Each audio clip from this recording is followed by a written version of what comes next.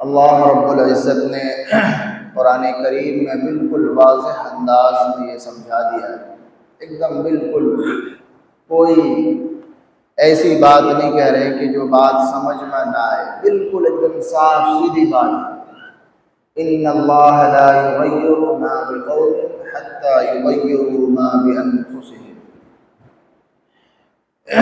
कि जो कौम खुद अपनी हालत बदलना नहीं चाहती, अल्लाह ताला को उसकी कोई फिक्र नहीं।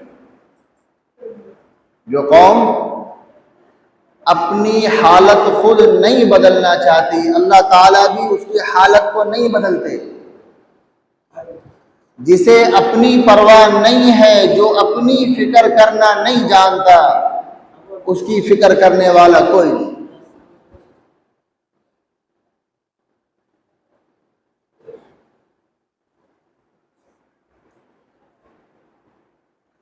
आज इस वक्त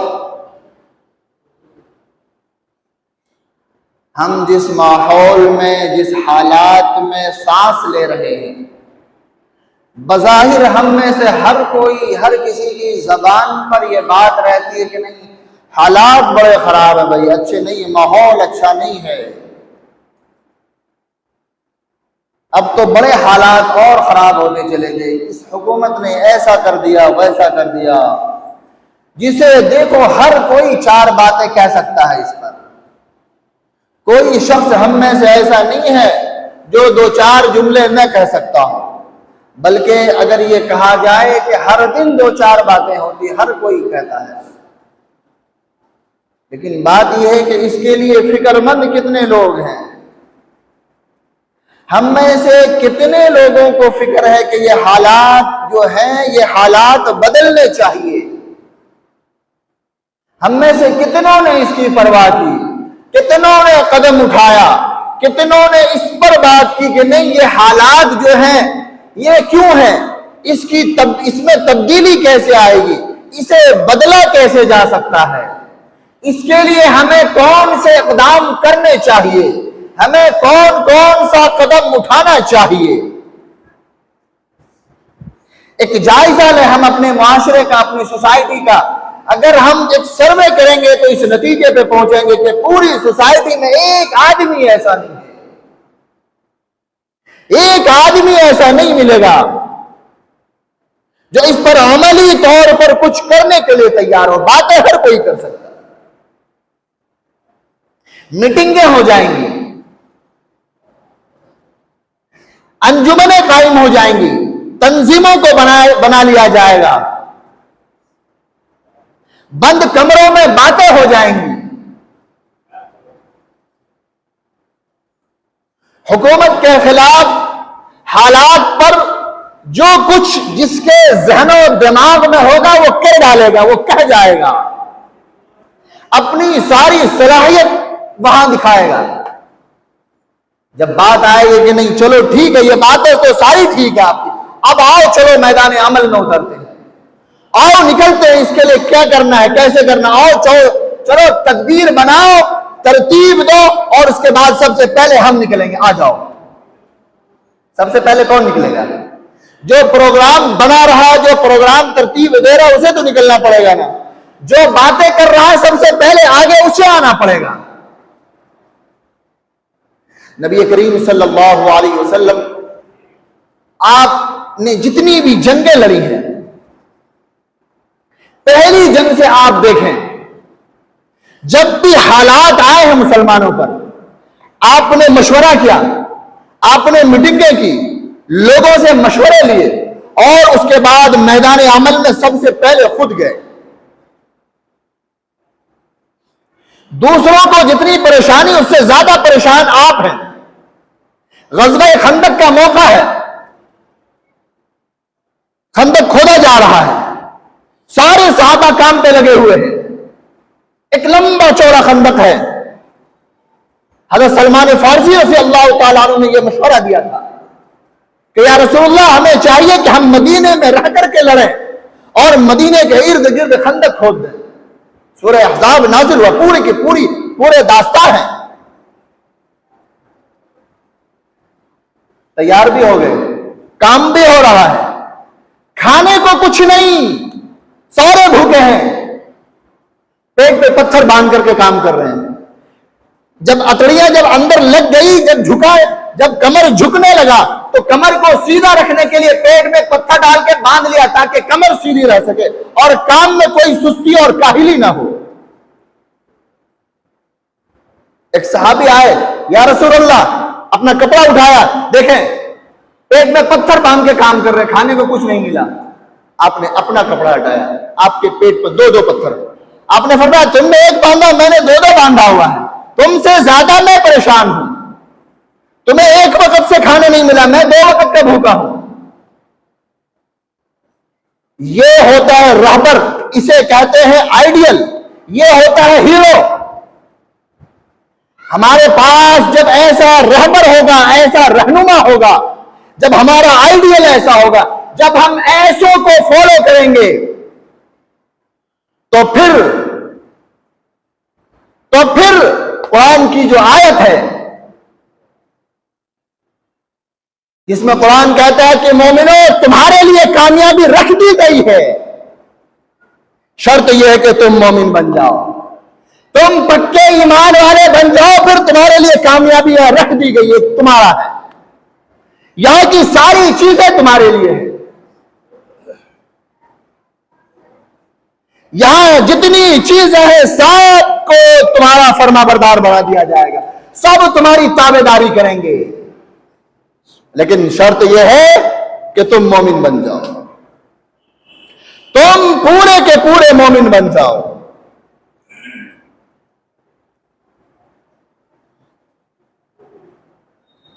कुरान कहता है या अय्युहल्लज़ीना आमनू दुखुलू फिस्सिल्मी काफ़ा, ईमान वालों, ए ईमान वालों इधर आओ, इस्लाम में दाखिल हो, पूरे के पूरे, थोड़े बहुत से काम नहीं चलेगा, पूरे को कबूल करो, पूरा मुकम्मल कंप्लीट, सर के बाल से लेकर पांव के नाखून तक, पैदा होने से लेकर कब्र तक, मां की गोद से लेकर के कब्र की गोद तक इस्लाम को फॉलो करो, इस्लाम में दाखिल हो जाओ। फिर क्या मिलेगा? फरमाया फिर वो मिलेगा जो सहाबा किराम को मिला, वो मिलेगा जो सहाबा किराम को मिला।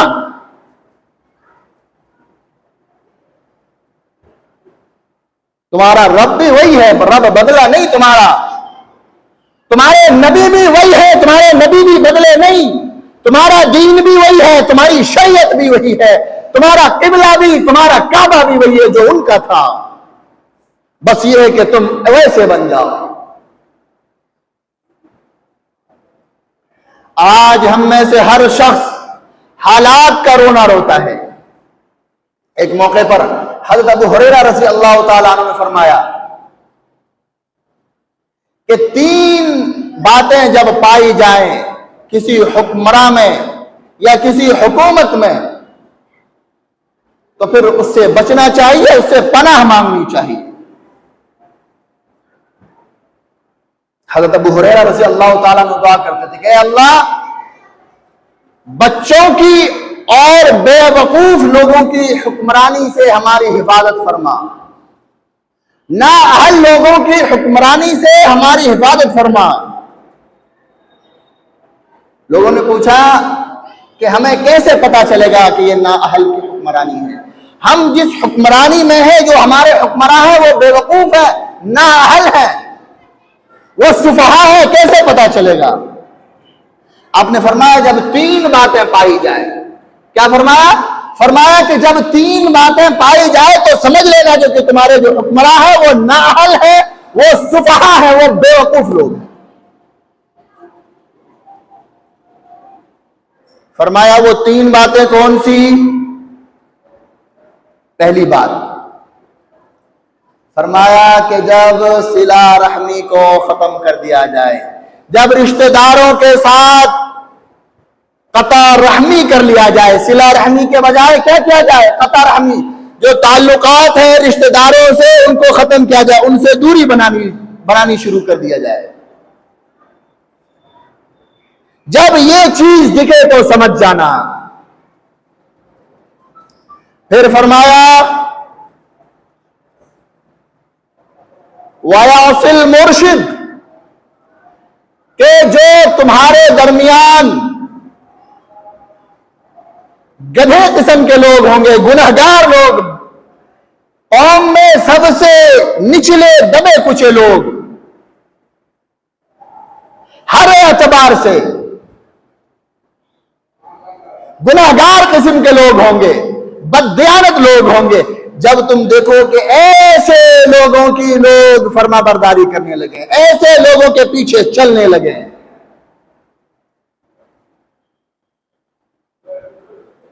और फरमाया कि जो लोग अच्छे होंगे, जो अमानतदार होंगे, जो कौम के सही माने में रहबर और रहनुमा हो, इनकी नाफरमानी कर जब शुरू हो जाए तो फिर समझ लेना कि ये जो हुकूमत है, ये जो हुक्मरान हैं, ये नाअहलों को हमारे ऊपर मुसल्लत कर दिया गया है। ऐसे लोगों की हुकूमत से और ऐसी हुक्मरानी से पनाह चाहना।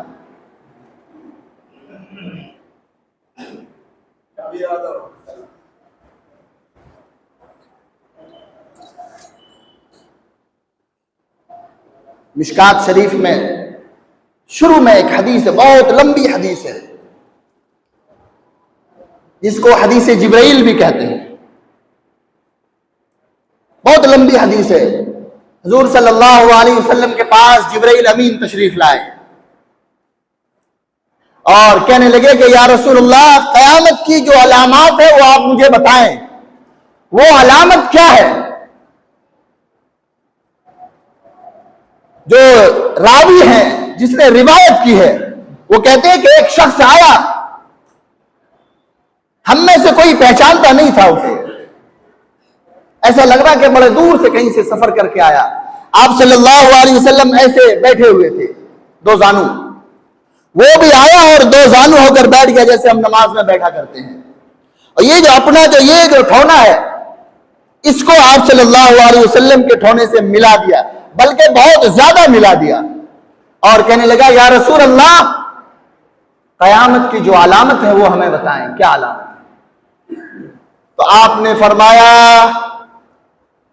कि पूछने वाले से ज्यादा हमें पता नहीं है, साइल से ज्यादा मसऊल को मालूम नहीं है, लिहाजा आप ही बताएं। अब साहबा कहते हैं हम परेशान, ये कौन है जिसको आप सल्लल्लाहु अलैहि वसल्लम कह रहे हैं कि हमसे ज्यादा तुम्हें पता, तुम ही बताओ। तो फिर वो पूरी कयामत की जो अलामात है, वो बहुत लंबी हदीस, यहां पर इतना मौका नहीं है कि वो सारी हदीस सुनाई जाए, लेकिन उस हदीस का एक छोटा सा टुकड़ा मैं आपको सुनाता हूं। उस हदीस का एक छोटा सा टुकड़ा यह है, अंतरल हुफातल उरातल आलत यततावलून फिल बुनियान रियाशाती यततावलून फिल बुनियान। ये छोटा सा एक टुकड़ा उस हदीस का, बहुत लंबी हदीस है कि कयामत की अलामतों में से एक अलामत यह है, अंतरल हुफातल उरातल आलत यततावलून, फरमाया कि वो लोग जो नंगे पांव चलने वाले हैं, वो लोग जो बकरियां चराने वाले हैं, वो लोग जिसकी कोई अहमियत नहीं है, जो निचले तबके के लोग हैं, जिनके पास दीन भी नहीं है,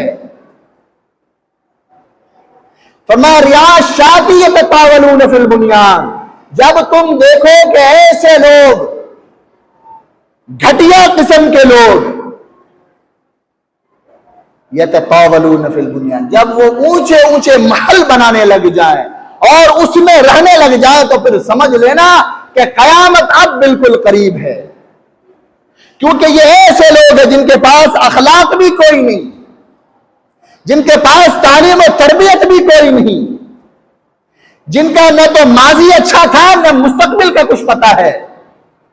जब ऐसे लोगों के पास दौलत जब आ जाए, ऐसे लोग जब बड़े बड़े महल्लात में रहने लग जाएं और फखर से अपना सर ऊंचा करने लगे, तो फिर समझ लेना कि यह कयामत की अलामत है, अब कयामत बिल्कुल करीब है। आज हम देखते हैं, हम जायजा लें, ऐसे लोगों की भरमार है। मैं अगर अपनी बात बताऊं, अपना तजर्बा बताऊं, तो वक्त बहुत कम पड़ जाएगा। मदरसे के काम से जाना रहता ना, एक से एक लोग मिलते हैं भाई। अल्लाह ने चंद रुपए क्या दे दिए, अपने आप को फिरौन, हामान, कारून न जाने वो क्या क्या समझते हैं। और ऐसी इस तरह से वो पेश आते हैं उलमा के साथ कि दिल बैठ जाए। तो फिर अल्लाह के नबी सल्लल्लाहु अलैहि वसल्लम के ये अहादीस फिर याद आ जाती। मैं कोई वाकया नहीं सुना रहा अपना, क्योंकि जब भी सफर में निकलते हैं तो कुछ इस तरह के दो चार वाकयात हमेशा होते हैं और अजीब और गरीब तरह से लोग पेश आते हैं। बहरहाल चूंकि वक्त ज्यादा नहीं है, मुझे जो बातें अर्ज करनी थी वो बातें रह गई है, तो सारी तमहीद में सारा वक्त निकल गया। मुझे जो बातें अर्ज करनी थी वो ये थी, इन्नल्लाह ला युगय्यिरु मा बिकौमिन हत्ता युगय्यिरु मा बिअनफुसिहिम, कि अल्लाह रब्बुल इज्जत ऐसे लोगों की, ऐसी कौम की हालत हरगिज नहीं बदलते जो कौम खुद अपनी हालत बदलने की फिक्र न करती हो, जो कौम खुद अपनी हालत नहीं बदलना चाहती। अल्लाह रब्बुल इज्जत ने ऐसों का कोई ठेका नहीं लिया। अल्लाह ताला ऐसों की कोई फिक्र नहीं करते, छोड़ देते, जहां हो वहीं रहो, तुम जिस हाल में हो रहो। लेकिन जो कौम अपनी हालत को बदलना चाहती है तो फिर अल्लाह रब्बुल इज्जत की तरफ से मदद भी आती है और फिर सब कुछ आता है।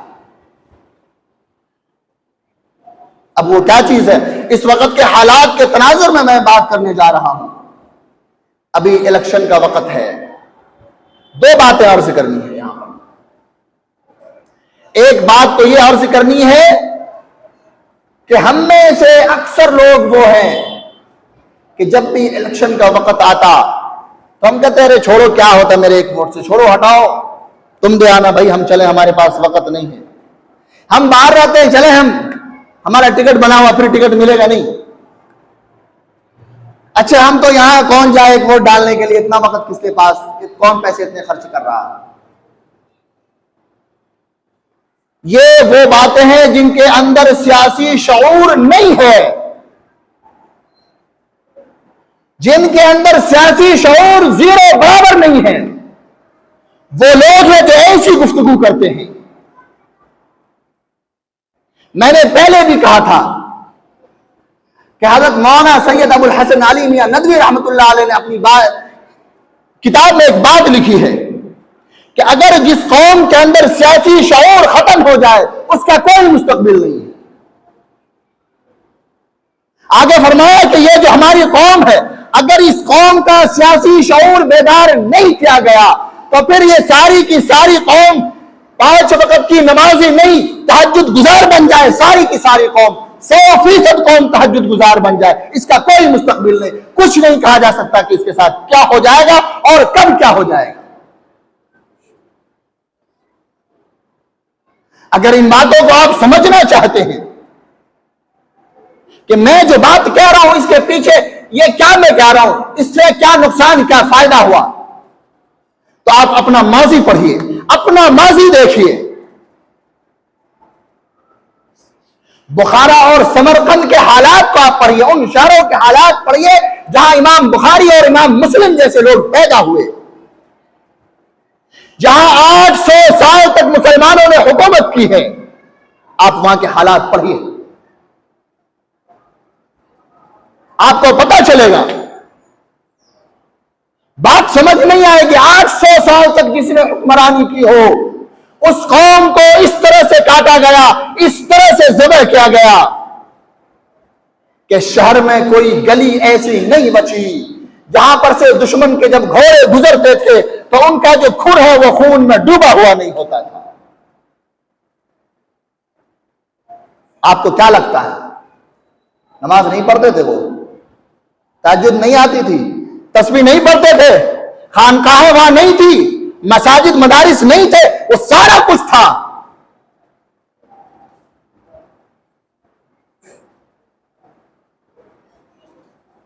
हमें चाहिए कि हम देखें नबी करीम सल्लल्लाहु अलैहि वसल्लम की जिंदगी को हम पढ़ें, आप सल्लल्लाहु अलैहि वसल्लम की मक्की जिंदगी को पढ़ें और फिर मदनी जिंदगी को पढ़ें। हम मक्की और मदनी जिंदगी को जब हम पढ़ेंगे तो हमें बहुत कुछ समझ आ जाएगा कि ऐसे माहौल में, ऐसे हालात में जब आप मक्का से हिजरत करके आए हैं, कुछ नहीं है, कोई असबाब नहीं, कोई वसाइल नहीं, हालात इतने बदतर हो गए कि अपना जो सबसे ऐसा शहर जहां से निकलने को दिल नहीं चाहता था, उस शहर को छोड़कर आए, हिजरत करके आए दूसरी जगह पर। और वहां आने के बाद सबसे पहला काम क्या किया? सबसे पहला काम यह किया कि अपनी हुकूमत बनाई। सबसे पहला काम यह कि हुकूमत को मजबूत किया। सबसे पहला काम यह किया कि सियासी शऊर बेदार किया। उसके लिए कोई बिल्डिंग नहीं बनाई गई, मस्जिद नबवी में सारा काम होता, सारे फैसले, सारे मशवरे सब वहीं होते थे। किस बादशाह को किसको खत लिखना है, किससे मुआहिदा करना है, किस जंग में जाना है, कहां लड़ना है, कैसे लड़ना है, किसको कमांडर बनाया जाएगा, किनको पीछे रखा जाएगा, किनको आगे, सारे फैसले मस्जिद नबवी में। हम कहते हैं हमें क्या करने का, उससे हमें हुकूमत से कोई मतलब नहीं, हमें सियासत से कोई लेना देना नहीं, सियासत तो एक गंदी चीज है, हम वहां नहीं पढ़ना चाहते हैं, वहां गंदगियों का अंबार है। अगर आप यकीनन आप इस बात को तस्लीम करते हैं कि यह गंदगी का अंबार है, तो फिर उसकी सफाई कौन करेगा?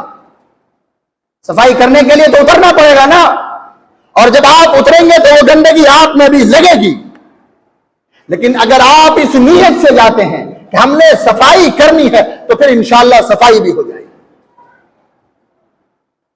आज हमारी हालत इतनी बदतर क्यों? इसलिए अगर हम ये बात कहें कि हम यहां अकलियत में हैं, हमारी तादाद कम है, अगर हम ये कहें तो ये इतनी बड़ी बेवकूफी वाली बात होगी कि जिस पर कुछ नहीं कहा जा सकता सिवाय ये कि हंसा जाए।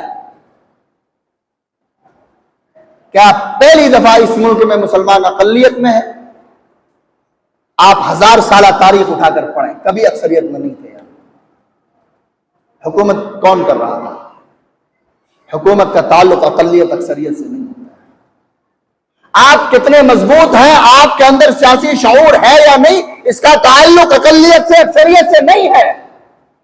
मैं मैं पिछली बातें नहीं करता, मैं अभी की बातें करता हूं। आप देखें इस मुल्क का वो तबका जिसकी तादाद इस मुल्क में 1.5 से 2% है, महज 1.5 से 2% जिसकी तादाद है, वो हुकूमत के हर ऊंचे ओहदे पर बैठा हुआ है। आज हर उस शोबे के ऊंचे ओहदे पर वो बैठा, आप जाएं देखें, आपको पता चल जाएगा। मैं नाम नहीं लेता, आप देखें जिस शोबे से आप मुताल्लिक, आप देखें कि उस शोबे के ऊपर में जो बैठा है वो शख्स कौन है, उसका ताल्लुक किससे है, पता चल जाएगा। और फिर ये वो मुल्क है, इस मुल्क में जो बसने वाले लोग हैं, यहां तो इतनी ज्यादा कौमियत, इतनी ज्यादा लिसानियत, इतने ज्यादा इख्तिलाफात, उसके बावजूद हम कहां हैं? हम किस पस्ती में जाकर दफन हो चुके, हमें अंदाजा भी नहीं है। जिनके अंदर इख्तिलाफात इतने हैं कि उनको शुमार करना मुमकिन नहीं, वो आज मुत्तहिद होकर के, वो आज सिर्फ इस बुनियाद पर मुत्तहिद हैं कि ये हमारा दुश्मन है, हमें अपना दुश्मन बताएगा, जबकि हकीकत ऐसा नहीं है। और एक बात अब तक जो कही गई मुल्क के आजाद होने के बाद से, यकीनन हमारे बड़ों ने कहा है, मैं उनसे इख्तिलाफ नहीं करता, लेकिन इख्तिलाफ राय का हक रखता हूं। हमें यह कहा गया, यह पैगाम दिया गया, बल्कि यह है कि हमेशा जब भी इलेक्शन का वक्त करीब आता तो हमें एक पैगाम, एक मैसेज, एक टास्क दिया जाता है, एक सबक पढ़ाया जाता। क्या? कि भाई तुम्हें वोट उसे करनी है जो सेकुलर है, जो कि जमहूरियत पसंद है, आप उन्हें वोट करें, बात खत्म, और आपको कुछ नहीं देखना है। मैं कहता हूं इस मुल्क में अगर कोई सेकुलर है, कोई जमहूरियत पसंद है, तो वो सिर्फ और सिर्फ मुसलमान है, उसके अलावा दूसरा कोई नहीं। आप तारीख उठा करके देखें, 70 साल तारीख, अक्सरियत वाले हल्के में कोई भी आ जाए, मुसलमानों ने हमेशा उसका खैर मकदम किया। वो सेकुलरिज्म के नाम पर आया, जमहूरियत बचाने के नाम पर आया, मुसलमानों ने उसका खैर मकदम किया, अपने कांधे पर बैठाया, अपनी पगड़ी बिछा दी उसके कदमों में। लेकिन इसके बरअक्स अगर कहीं हुआ हो तो आप बताएं। हमने कभी नोटिस ही नहीं किया, हमने कभी गौर ही नहीं किया, हमें कभी इस बात की फिक्र ही नहीं की कि यह क्या चल रहा है। बहरहाल अभी इन बातों का वक्त नहीं है, अभी सिर्फ इतनी सी बात अर्ज करनी है। ये जो इलेक्शन का वक्त है, इसमें हर आदमी अपने वोट का इस्तेमाल करे, चाहे वो कहीं भी रहता हो। आप उन्हें बुलाएं, उन्हें एहसास दिलाएं कि तुम्हारे एक वोट की अहमियत क्या है।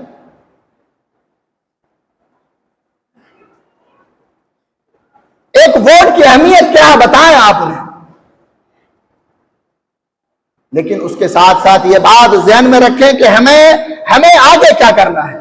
हालात अभी खराब नहीं हुए हैं, हालात खराब होते चले जा रहे हैं, मजीद खराब होंगे अगर हमने होश के नाखून न लिए तो।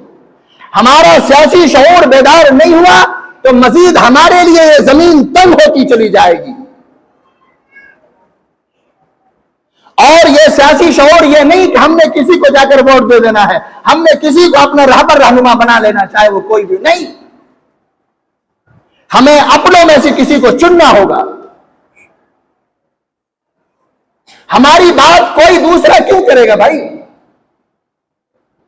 अगर हमारे बच्चे भूखे हैं, हमारे बच्चों ने खाना नहीं खाया 3 दिन से, वो भूखे हैं, वो परेशान है, उसके सर पे छत नहीं है, तो उसका इंतजाम आप करेंगे या मैं करूंगा?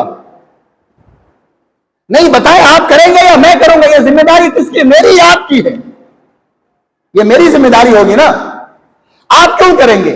आप बहुत ज्यादा होगा तो एक वक्त के लिए रोटी ला करके दे देंगे, भाई तुम्हारे बच्चे 3 दिन से भूखे, लो एक वक्त का खाना मैं देता हूं, और ये बहुत आसान हो जाएगा, ये बड़ी बात होगी। लेकिन उसके लिए 3 वक्त का रोजाना खाने का इंतजाम करना ये मेरी जिम्मेदारी है। ये बात हम समझने के लिए तैयार नहीं है कि यही चीज वह भी, यही फॉर्मूला वह भी अप्लाई होता है कि हमारी जो जरूरत है, हमारी जो बातें हैं वो हम करेंगे, हमारी बातें दूसरा क्यों करेगा? उसे क्या जरूरत पड़ी है? वो अपनी बातें करेगा, हमारी बातें क्यों करेगा? हमारी जरूरत वो कैसे महसूस कर सकता है? अगर हम एहसास दिला भी दें तो जरूरत उसे क्या पड़ी है? वो क्यों करने जाएगा कोई? हमें फिक्र करने की, सोचने की जरूरत है।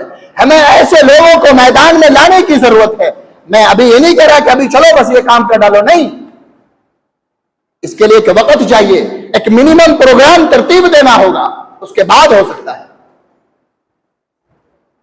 अभी का तो बड़ा मसला ये कि हम वोट डालें, और वोट किनको डालना है ये हमें पता है,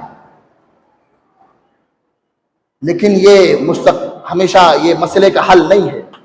मसले का ये हल हरगिज नहीं है। मसले का हल ये है कि हमें ये तय करना होगा कि हम कहां हैं और हम यहां तक आए क्यों हैं, हम कैसे आए और फिर हम वापस वहां कैसे जाएंगे। हमें इस पर बैठ करके सोचना होगा, हमें गौर करना होगा।